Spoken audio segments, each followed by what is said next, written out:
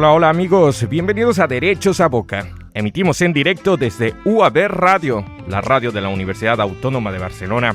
Y nos escuchan en el 100.3 FM. Esta señal llega a más de 16 países de América y Europa, por diferido y digitalmente al mundo.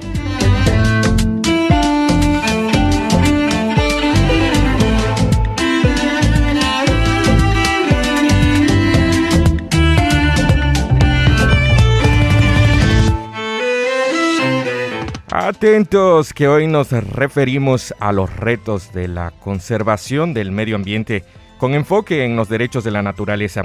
Y para ello tenemos vía conexión internacional al Walter Bustos Navarrete. Él es especialista en gestión ambiental del Ecuador, máster en cambio climático y estudios para el desarrollo. Ya está en línea.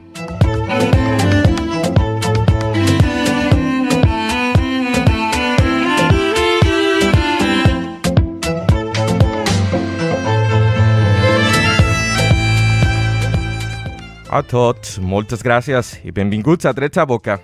Comencem.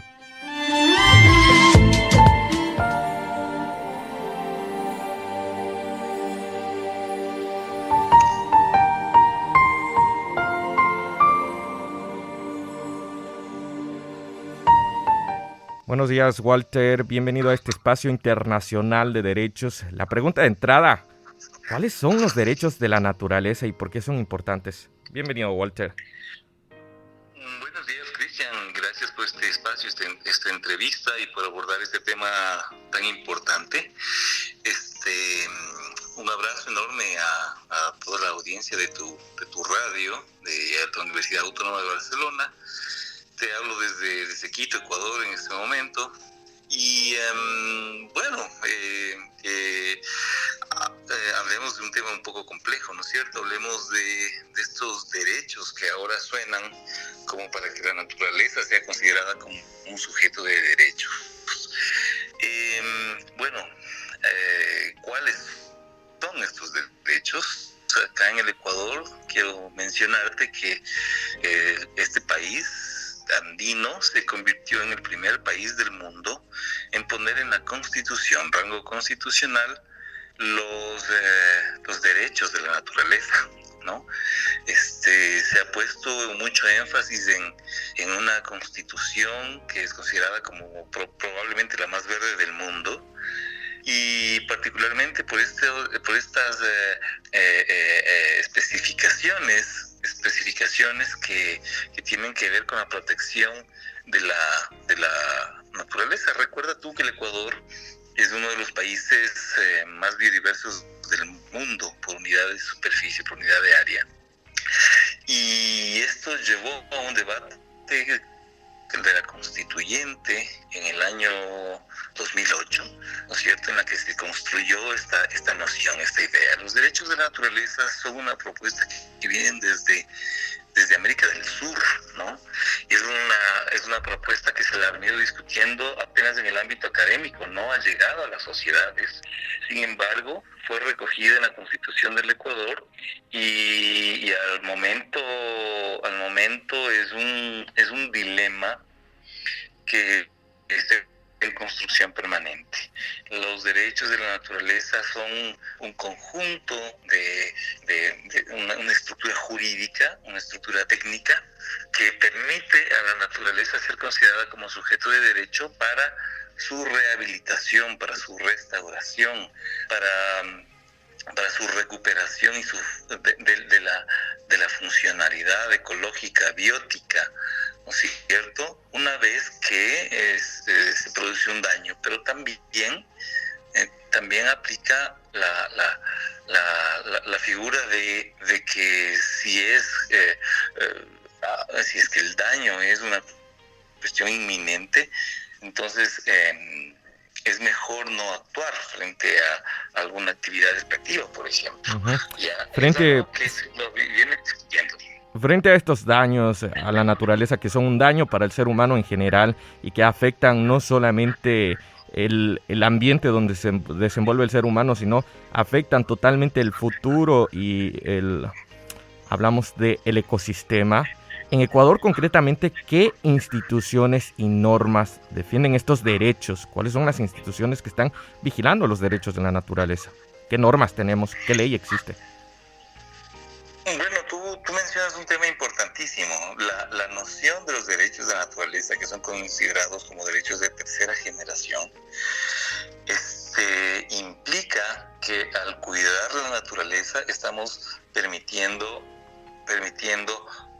que se generen otros derechos, ¿no es cierto? Como los derechos humanos de acceso a un ambiente sano, o el derecho humano de acceso al agua, ¿no es cierto?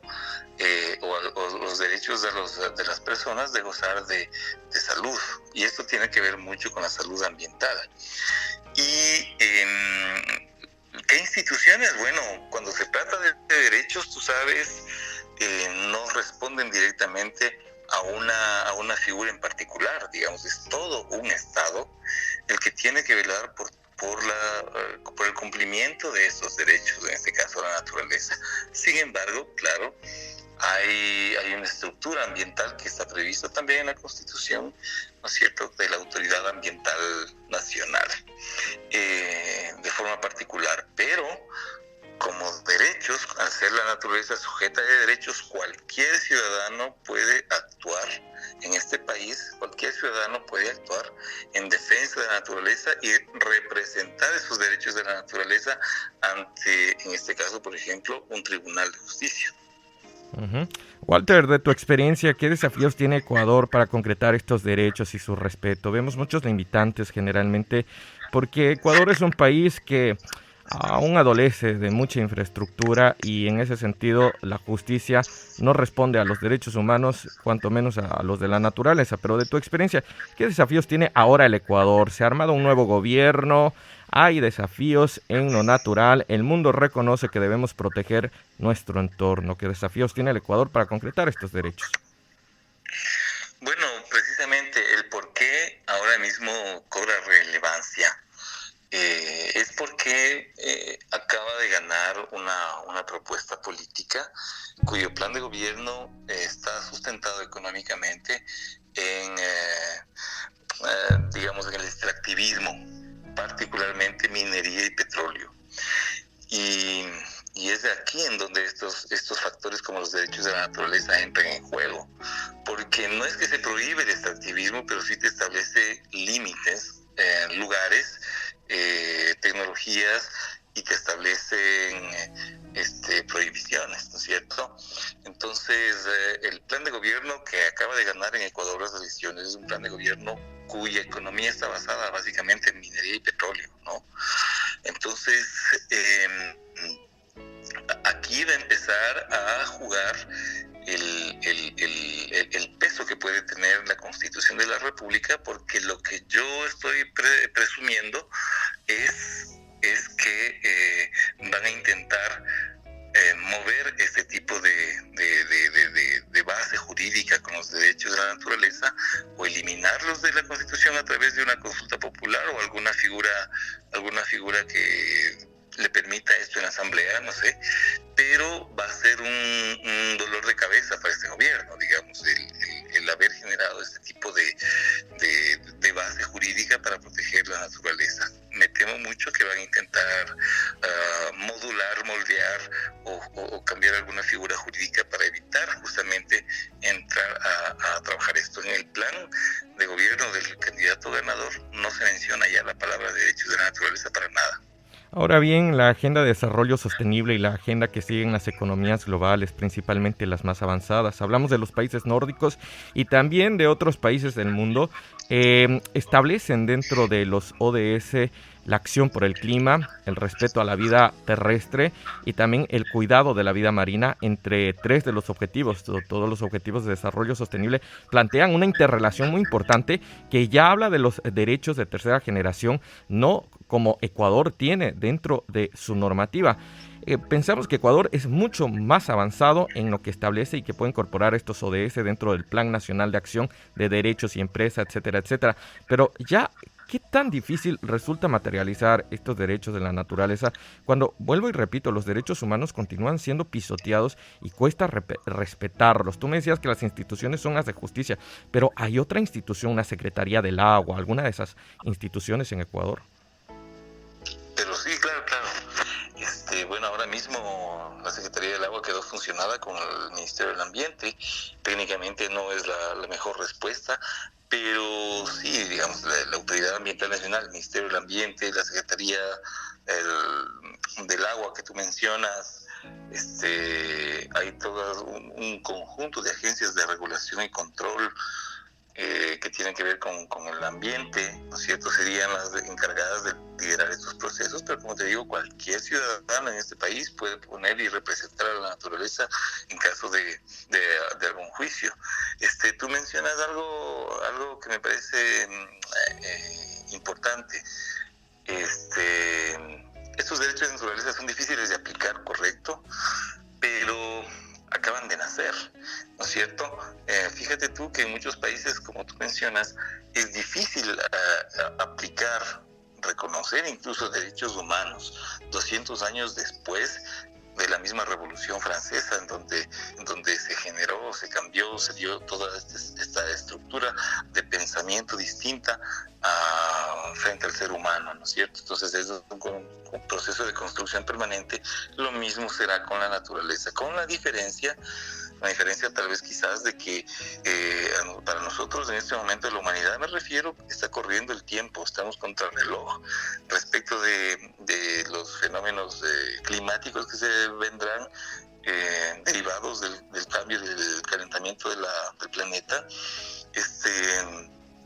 la contaminación de los océanos, la contaminación plásticos, la contaminación en general de pesticidas, la contaminación de los suelos, la contaminación del agua dulce, en términos generales. Hay muchos más problemas, pero sustancialmente tenemos toda nuestra estructura ecosistémica que está con contaminación, y esta contaminación es acumulativa. Por lo tanto, si no aplicamos medidas como estas, derechos para la naturaleza, sería muy difícil poder resistir o sostener solamente con una legislación normal de los países la estructura de protección de estos ecosistemas. Sí.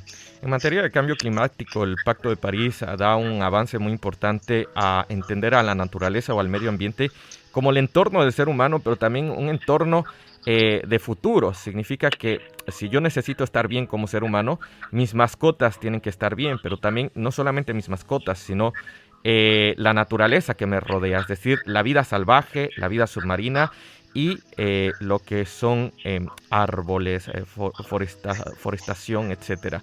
En este contexto internacional, donde tú tienes más experiencia y conocimiento, Walter, ¿qué elementos debemos reforzar para conservar nuestro medio ambiente y nuestro hábitat? ¿Cuáles son estos elementos que debemos reforzar y apuntalar? Creo que Naciones Unidas nos marca muy bien el camino, pero ya de tu experiencia en la práctica, en tu ejercicio profesional. Bueno, yo lo que te puedo decir es que acá en el caso del Ecuador, en un caso concreto, nosotros tuvimos la incursión de uno de los 300 barcos chinos que ahora se ponen cada año por 3 meses, se quedan en las costas del Pacífico en América del Sur. Unos megabarcos, pudimos capturar uno que cruzaba la Reserva Marina de Galápagos con 600 toneladas de tiburones masacrados, ¿no es cierto?, que estaban en las bodegas de ese mega frigorífico.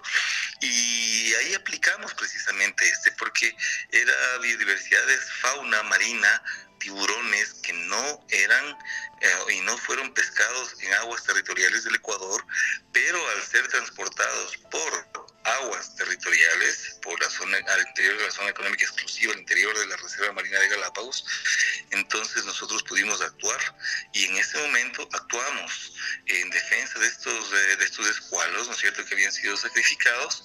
En el Ecuador se permite solamente la captura incidental, y el transporte de especies, como el Ecuador es suscriptor, digamos, de convenios internacionales internacionales para la protección de especies transoceánicas, oceánicas, altamente oceánicas, migratorias, en este caso los tiburones, ¿no es cierto?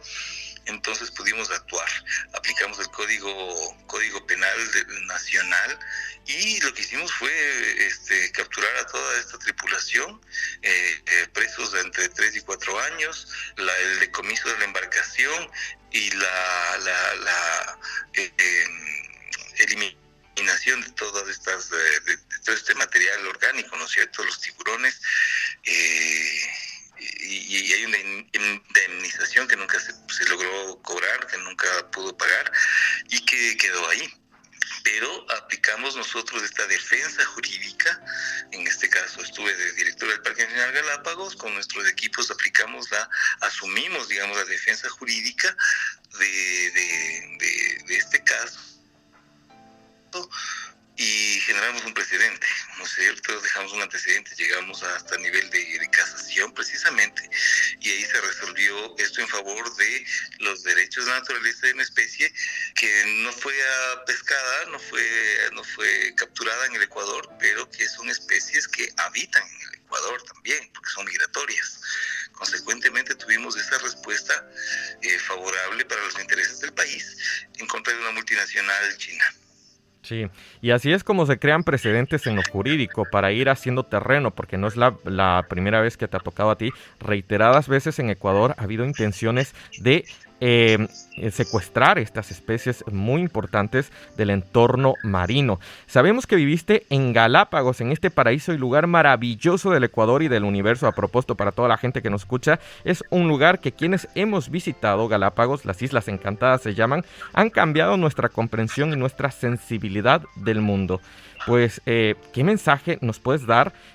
Toda vez que las amenazas estas de pesca ilegal, los intereses transnacionales, porque son empresas chinas, también en otros momentos había intereses de bases internacionales de Estados Unidos, o sea, intereses internacionales se cruzan de intereses comerciales que amenazan este entorno pacífico e internacional donde existen especies únicas y ponen en peligro el patrimonio natural del Ecuador, pero también del universo. ¿Qué mensaje nos das? Mira, en el caso de los océanos, pero lo mismo sucede con los bosques tropicales, con los páramos, con las zonas de alta recarga hídrica, con, digamos, todos los bosques que todavía nos quedan, que son parches en realidad, pero en el caso de Galápagos se está enfrentando en este momento a una nueva disputa que tiene que ver con la ampliación de la reserva marina. Técnicamente, científicamente se ha demostrado que las reservas marinas logran su grado de conservación gracias a un mayor tamaño de protección de conservación, ¿no es cierto? Las reservas marinas en el mundo ahora mismo tienden a ser reservas marinas que superan 1.000.000 de kilómetros cuadrados, ¿no es cierto? Chile lo ha logrado, Estados Unidos lo ha hecho, Canadá lo ha hecho. Son ejemplos de cómo algunos países han visto urgente la protección de lugares para evitar la pesca o la sobrepesca. Lo que le sucede a la Reserva Marina de Galápagos es que tiene una presión gigante de los sistemas pesqueros continentales, bueno, particularmente el del mismo Ecuador de Manta, ¿no es cierto? Pero ahora mismo en las cercanías de la Reserva Marina también hay actividades masivas de pesca y hay algunos gaps, algunos faltantes de regulación nacional o internacional en donde se asienta esta flota china, en donde, digamos, tiene la capacidad de tejer redes de miles de kilómetros, ¿no? Entonces ahí capturan toda la pesca que va subiendo y ahí están provocando una ruptura. Ahí están provocando una ruptura de ciclos biológicos de muchas especies, que en este caso de aplicarse, por ejemplo, una legislación internacional que reconoce los derechos de la naturaleza, esto no sería posible, este tipo de pesca masiva, extractiva, depredadora, ¿no es cierto? Entonces, bueno, Galápagos se enfrenta lo que hemos logrado los ecuatorianos es evitar que se pesque al interior de la reserva marina. Solamente se permite la pesca artesanal, ¿no es cierto? Pero no una pesca de gran escala, no una pesca de mediana escala inclusive. Por lo tanto, esto es importante porque Galápagos se enfrenta a esta nueva disyuntiva: ampliar o no su reserva marina para proteger este tipo de especies marinas migratorias o especies marinas que son muy sensibles a los cambios o a las capturas o a las extracciones. Claro, y también otros riesgos terrestres, ¿no? Como lo que tiene que ver con agricultura, la colonización, la llegada del turismo masificado. Pero bueno, eso lo hablaremos en otra ocasión, Walter. El tiempo nos queda cortísimo. Con mucho gusto. Queremos agradecerte por participar, Walter Bustos Navarrete. Es especialista en gestión ambiental del Ecuador y máster en cambio climático, estudios para el desarrollo. Quédate en línea, por favor, Walter. Vamos a despedir el programa y muchas gracias por estar. Con gusto, Cristian. Un abrazo a todos los estudiantes y a la gente que escucha la radio de la Universidad Autónoma de Barcelona. Un abrazo.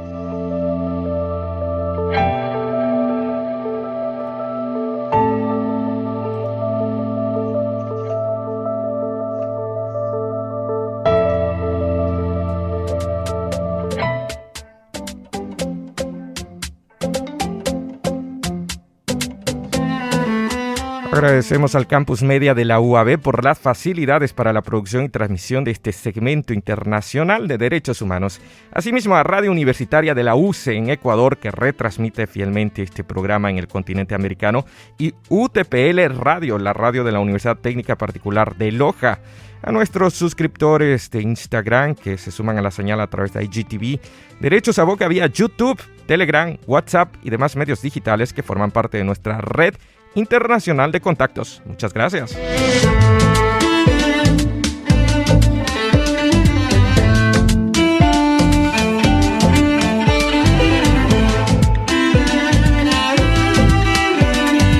Si este segmento contribuye a tu formación, no dejes de compartirlo con tus contactos.